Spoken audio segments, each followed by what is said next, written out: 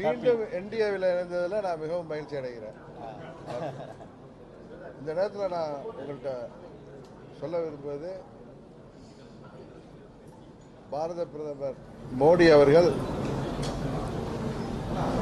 மத்திய உள்துறை அமைச்சர் மாண்புமிகு அமித்ஷா அவர்கள் மூலம் தமிழ்நாட்டில் என்டிஏ கூட்டணியை பலப்படுத்தணுங்கிற முயற்சிக்கு உறுதுணையாக இருக்கின்ற விதமாக எங்களது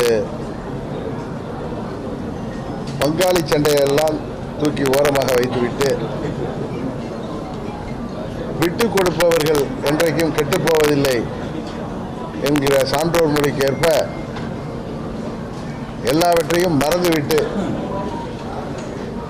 அம்மாவின் ஆட்சியை மீண்டும் தமிழ்நாட்டில் அமைக்க வேண்டும் என்பதற்காக 2021 மாண்புமிகு அமித்ஷா அவர்கள் எடுத்த முயற்சி அன்றைக்கு முடியாமல் போனதால் இன்றைக்கு தமிழ்நாட்டை வாட்டி வதைக்கின்ற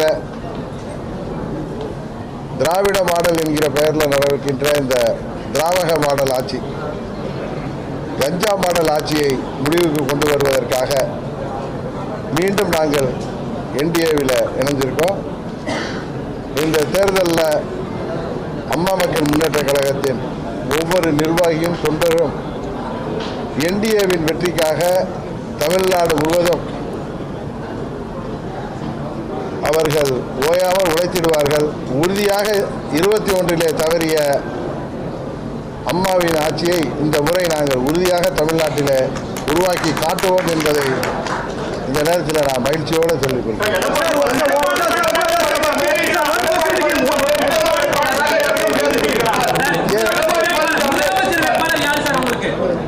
என்டிஏ கூட்டணியின் முதலமைச்சர் வேட்பாளர் தமிழ்நாட்டுக்கு யார் என்பது உங்களுக்கு தெரியும்.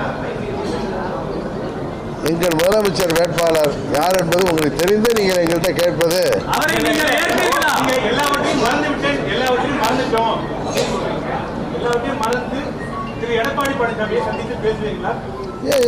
ஒரு நாங்கள் தமிழ்நாட்டு நலன்லையும் அம்மா மக்கள் முன்னேற்ற கழகத்தின் நலனில் அக்கறையோட நாங்கள் விட்டு கொடுத்து